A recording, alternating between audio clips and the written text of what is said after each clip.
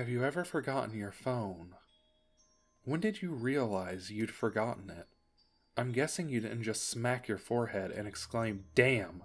apropos of nothing. The realization probably didn't dawn on you spontaneously. More likely, you reached for your phone, pawing open your pocket or handbag, and were momentarily confused by it not being there. Then you did a mental recap of the morning's events. Shit. In my case, my phone's alarm woke me up as normal, but I realized the battery was lower than I had expected. It was a new phone and it had this annoying habit of leaving applications running that drained the battery overnight. So, I put it on to charge while I showered instead of into my bag like normal. It was a momentary slip from the routine, but that was all it took. Once in the shower, my brain got back into the routine it follows every morning, and that was it. Forgotten. This wasn't just me being clumsy. As I later researched, this is a recognized brain function. Your brain doesn't just work on one level, it works on many. Like, when you're walking somewhere, you think about your destination and avoiding hazards, but you don't need to think about keeping your legs moving properly. If you did, the entire world would turn into one massive hilarious Quap cosplay. I wasn't thinking about regulating my breathing. I was thinking whether I should grab a coffee on the drive to work. I did. I wasn't thinking about moving my breakfast through my intestines. I was wondering whether I'd finish on time to pick up my daughter Emily from the nursery after work or get stuck with another late fee. This is the thing. There's a level of your brain that just deals with routine, so that the rest of the brain can think about other things. Think about it. Think about your last commute. What do you actually remember? Probably little, if anything. Most common journeys blur into one, and recalling any one in particular is scientifically proven to be difficult. Do something often enough and it becomes routine. Keep doing it and it stops being processed by the thinking bit of the brain and gets relegated to a part of the brain dedicated to dealing with routine. Your brain keeps doing it without you thinking about it. Soon, you think about your route to work as much as you do keeping your legs moving when you walk. Most people call it autopilot, but there's danger there. If you have a break in your routine, your ability to remember and account for the break is only as good as your ability to stop your brain going into routine mode.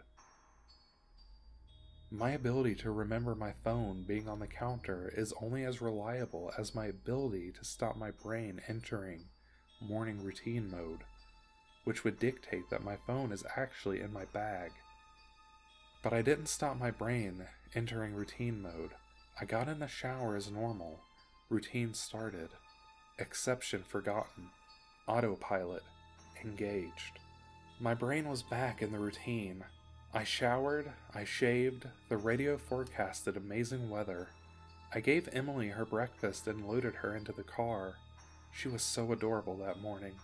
She complained about the bad sun in the morning blinding her, saying it stopped her having a little sleep on the way to the nursery, and we left.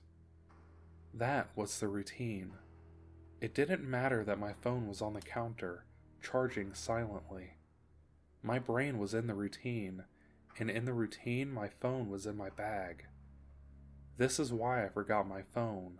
Not clumsiness, not negligence, nothing more than my brain entering routine mode and overriding the exception. Autopilot engaged. I left for work. It's a swelteringly hot day already. The bad sun had been burning since before my traitorously absent phone woke me. The steering wheel was burning hot to the touch when I sat down. I think I heard Emily shift over behind my driver's seat to get out of the glare. But I got to work, submitted the report, attended the morning meeting. It's not until I took a quick coffee break and reached for my phone that the illusion shattered. I did a mental restep. I remembered the dying battery. I remembered putting it on to charge. I remember leaving it there. My phone was on the counter. Autopilot disengaged. Again, there lies the danger. Until you have that moment, the moment you reach for your phone and shatter the illusion, that part of the brain is still in routine mode. It has no reason to question the facts of the routine. That's why it's a routine. The act of repetition. It's not as if anyone could say, "Why didn't you remember your phone? Didn't it occur to you? How could you forget?" You must be negligent. This is to miss the point. My brain was telling me the routine was completed as normal, despite the fact that it wasn't. It wasn't that I forgot my phone. According to my brain, according to the routine, my phone was in my bag. Why would I think to question it? Why would I check? Why would I suddenly remember, out of nowhere, that my phone was on the counter? My brain was wired into the routine, and the routine was that my phone was in my bag. The day continued to bake. The morning haze gave way to the relentless fever heat of the afternoon. Tarmac bubbled, the direct beams of heat threatened to crack the pavement. People swapped coffees for iced smoothies. Jackets discarded, sleeves rolled up, ties loosened, brows mopped. The park slowly filled with sunbathers and barbecues. Window frames threatened to warp. The thermometer continued to swell. Thank fuck the offices were air-conditioned. But, as ever, the furnace of the day gave way to a cooler evening. Another day, another dollar. Still cursing myself for forgetting my phone, I drove home. The day's heat had baked the inside of the car, releasing a horrible smell from somewhere. When I arrived on the driveway, the stones crunching comfortingly under my tires, my wife greeted me at the door. "Where's Emily?" Fuck. As if the phone wasn't bad enough, after everything I'd left Emily at the fucking nursery after all. I immediately sped back to the nursery. I got to the door and started practicing my excuses, wondering vainly if I could charm my way out of a late fee. I saw a piece of paper stuck to the door.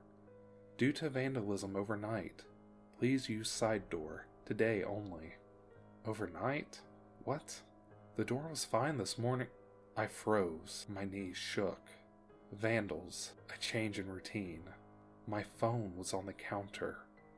I hadn't been here this morning. My phone was on the counter. I'd driven past because I was drinking my coffee. I'd not dropped off Emily. My phone was on the counter. She'd moved her seat. I hadn't seen her in the mirror. My phone was on the counter. She'd fallen asleep out of the bad sun. She didn't speak when I drove past her nursery. My phone was on the counter. She changed the routine. My phone was on the counter. She changed the routine and I'd forgotten to drop her off. My phone was on the counter. 9 hours. That car. That baking sun. No air. No water. No power. No help. That heat. A steering wheel too hot to touch. That smell. I walked to the car door, numb, shocked. I opened the door. My phone was on the counter, and my daughter was dead. Autopilot disengaged.